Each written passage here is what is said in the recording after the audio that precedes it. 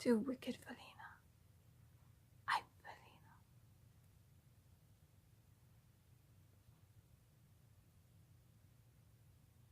People who care about strangers, care about evil and social injustice.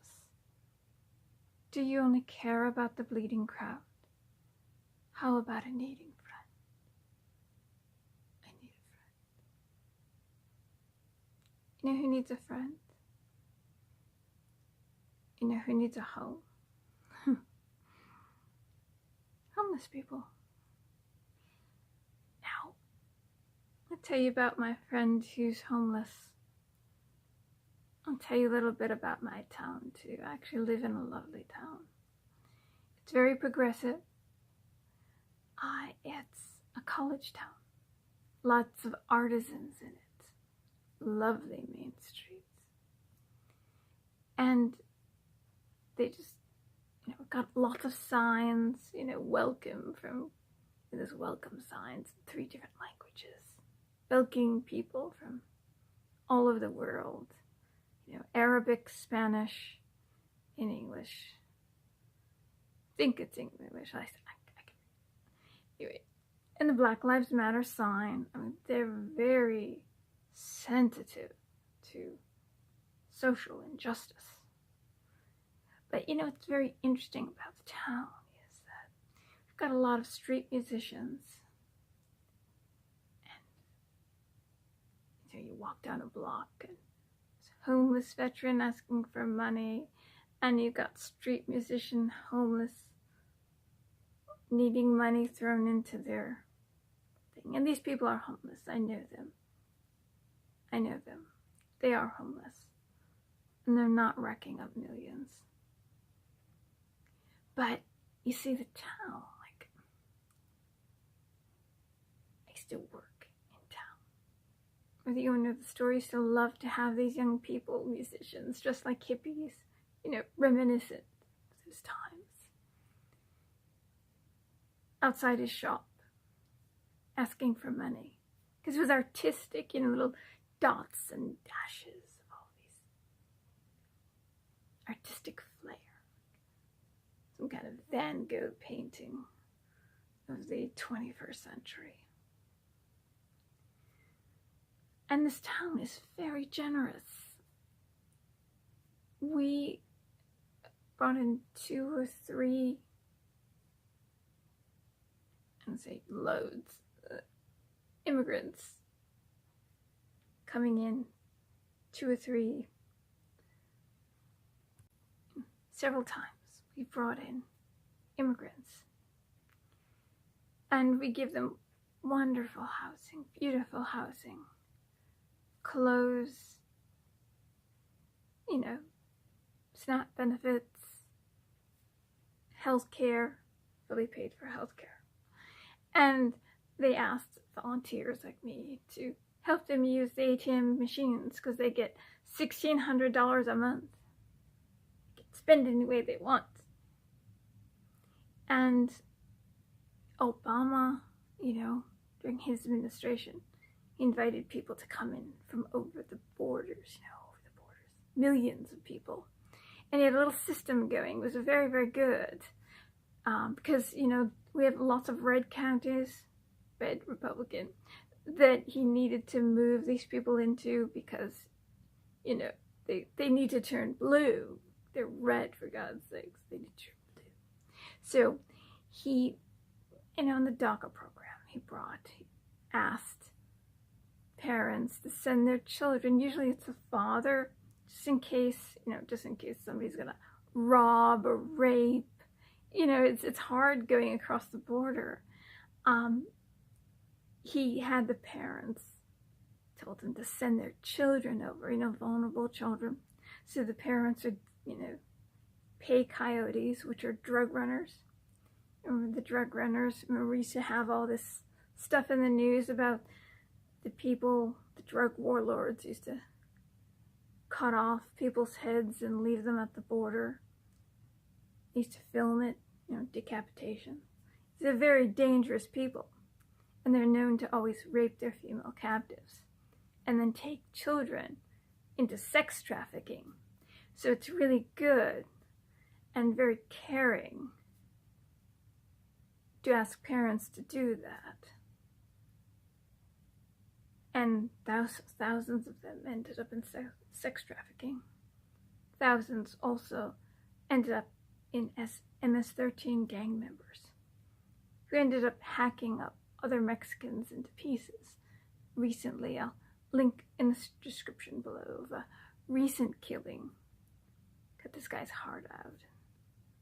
Stabbed him 100 times. They did that first. They beat him, they stabbed him 100 times, they cut his heart out and cut his head off.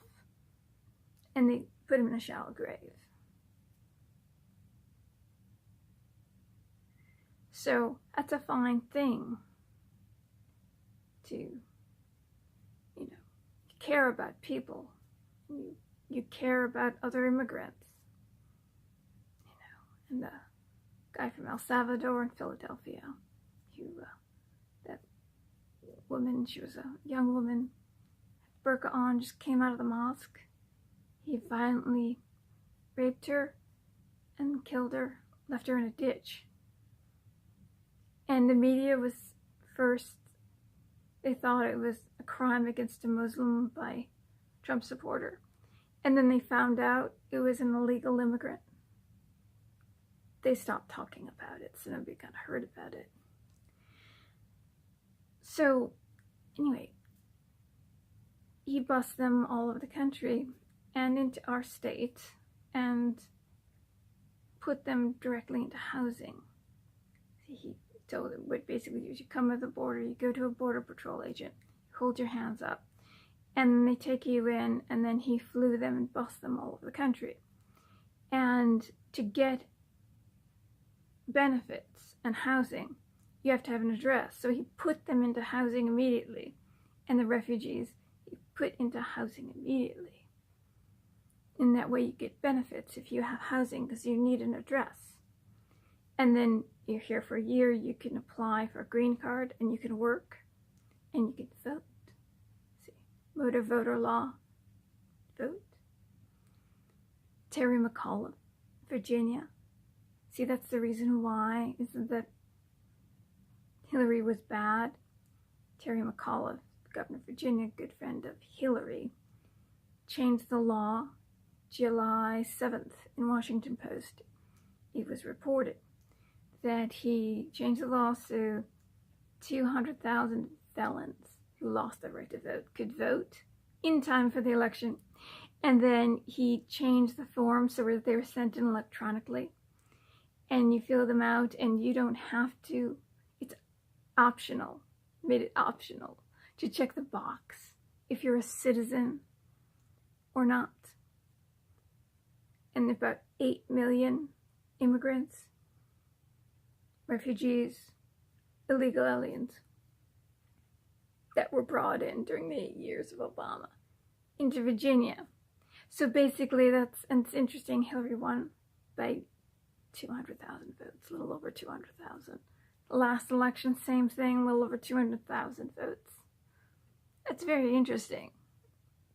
Very interesting. Well, anyway, if you're homeless,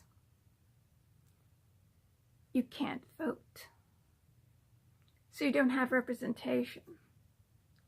So there's no politician that wants to bring more homeless, basically. Politicians want to bring people into the country that can vote, that will vote them into office. And will vote specifically the Democrats into office. So we have one party rule, because Democrats care about people so much. Yeah, it's really interesting. Like my town, it's very liberal. They care about people a lot in this town.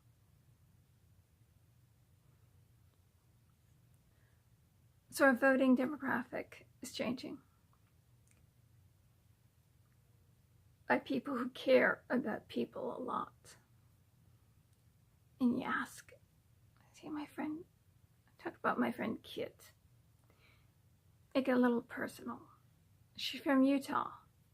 She has an anxiety disorder, and she became an alcoholic to treat the anxiety disorder. And she came from an abusive home, and I wonder why she has an anxiety disorder. and her teeth are rotting. Of course, she doesn't have health care. She's on the streets. And she has pancreatitis and ulcers. And she's in the hospital a lot, emergency room. And she's very young. She's in her 20s. She's very young. You see, her parents dropped her off they took her across the country, dropped her off in the middle of town. And, you know, she's a singer. She sounds like Adele. And it's good, you know, that maybe they dropped her off in this wonderful, magical town. You know, this artsy town. Because she dresses wonderfully. She's all these jewelry in her hair. And she wears these long, flowing skirts, colorful and halter tops. And she's a writer. And I'm teaching her about Tennessee Williams. She never knew about Tennessee Williams, but she really likes Tennessee Williams. And she met a boy who's also homeless. And he's dressed like a pirate. And he's a street musician. And he's got a pirate hat. And he doesn't have the parrot or the peg leg or the patch over the eye. But, you know, it's like one of these days he's going to get the parrot, the peg leg, and the patch. Because do you know that homeless people, a lot of times they lose limbs, or they keep losing limbs because they're exposed to the cold. So he may be losing that leg soon. You know, because it gets cold here terribly. And so she takes a lot of ibuprofen because her teeth are rotting. She doesn't have dental care. And she's afraid to go get care of any kind because she's an alcoholic. Because she has an anxiety disorder. And she comes from an abusive home. And she doesn't have her dog anymore because they took that away from her. He's back in Utah. And that helped her. That was therapy. It's the only thing she had. She's awfully talented. And I have a dream that I might see her one day. You know, as an aging icon. And people asking her for advice. Like you would ask the Beatles or Bob Dylan or some beautiful aging icon. Or one day Beyonce. You know, when she'll never age. What am I talking about? She'll never age. She'll just be a young icon. You know, one day, living in the woods and recording somewhere in the woods. But I don't think so. Because she's aging awfully fast. And you need an address. And she'll never be able to vote. I was telling her boyfriend, I go, you know, that's why it's important for you to have the right to vote. Oh, no, I don't want to vote for anybody. They're all corrupt. Well, they're right. So that's the reason why the politicians don't want to give the homeless people the right to vote. They want to help the homeless people. Because the homeless people have given up, a lot of them. Most of them just given up because the system really did do them wrong. They gave up on those politicians. I'm going to vote for them. They don't speak for them. So why give them housing? Why help people who aren't going to vote you into office? Bring the people in and help them. Those people will vote you into office and bust them. So do bust them. Make sure they get rides to the precincts to vote you in.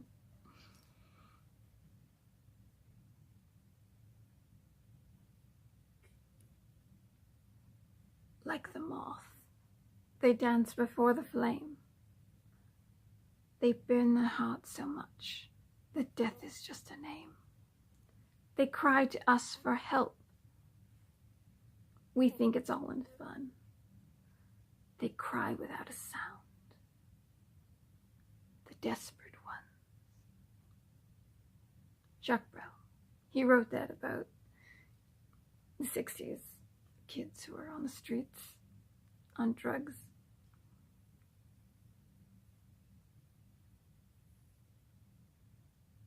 He had a lot of sympathy for them.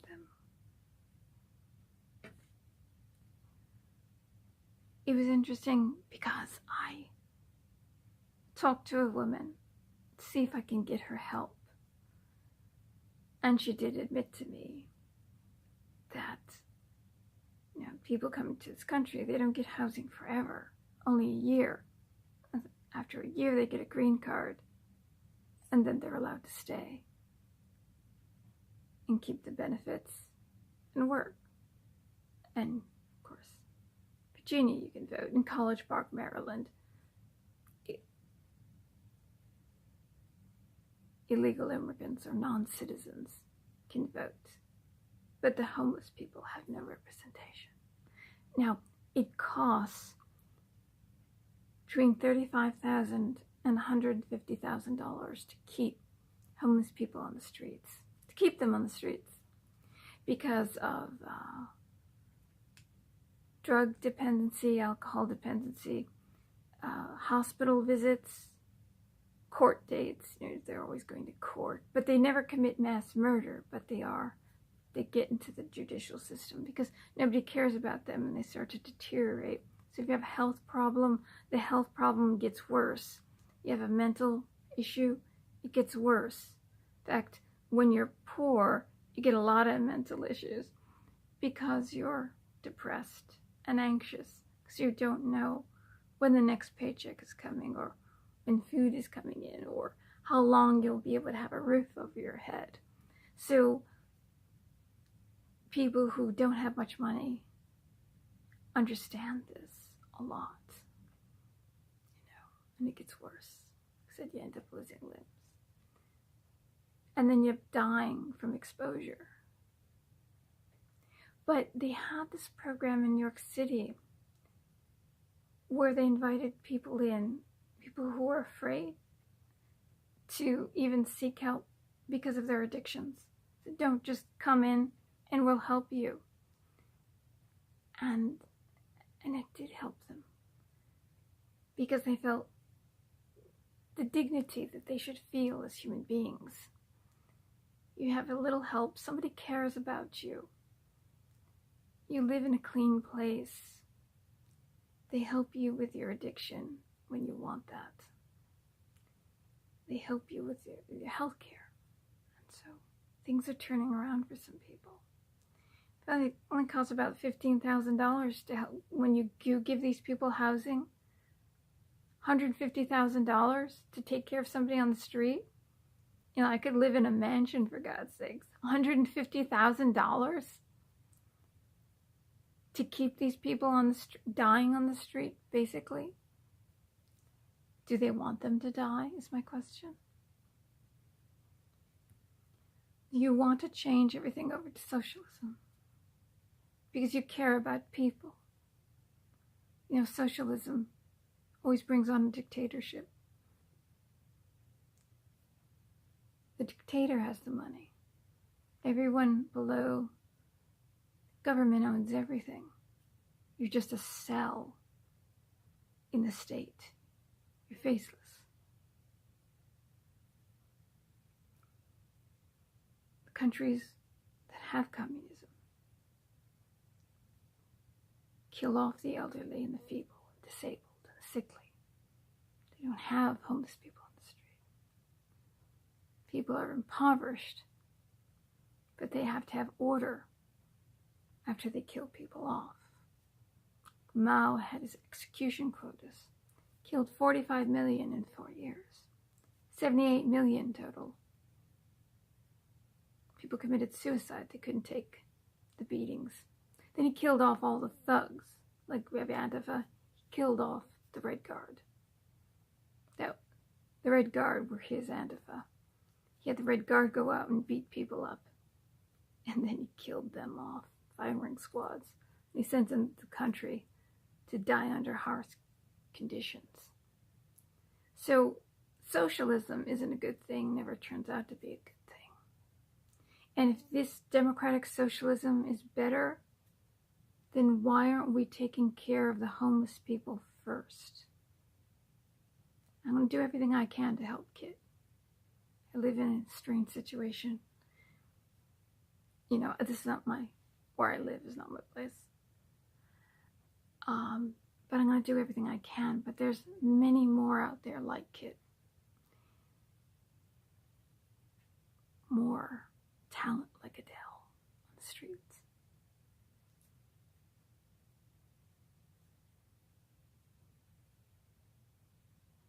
I had to get serious.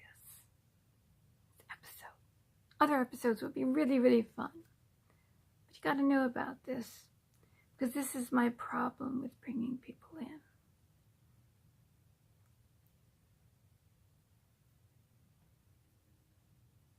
Life is short. And I want to take care of all these people. And I want women's rights and protection for these women that are coming in from these countries. That's what's good about universal law. Everybody gotta take care. Same law for everyone.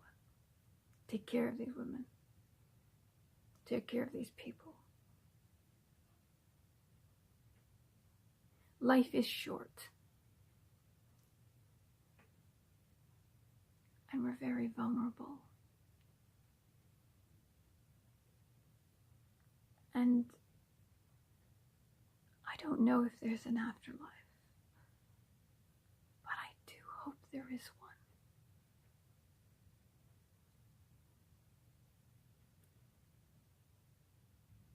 One little kiss from Felina.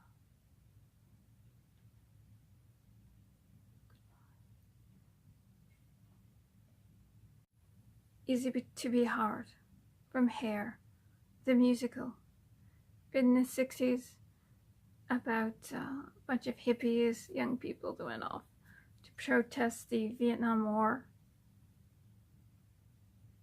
And one of them had a child, and he left his wife and child to protest the Vietnam War. And she just wanted a little help from him. And so this song was written called Easy to Be Hard. Do you only care about the bleeding crowd? People who care about strangers, who care about evil and social injustice. Do you only care about the bleeding crowd? How about a needing friend? So he leaves her, his little son. I'll leave the song in the link below. I think you'll like it, and I'll leave Desperate Ones by Jaques Brel in the link below.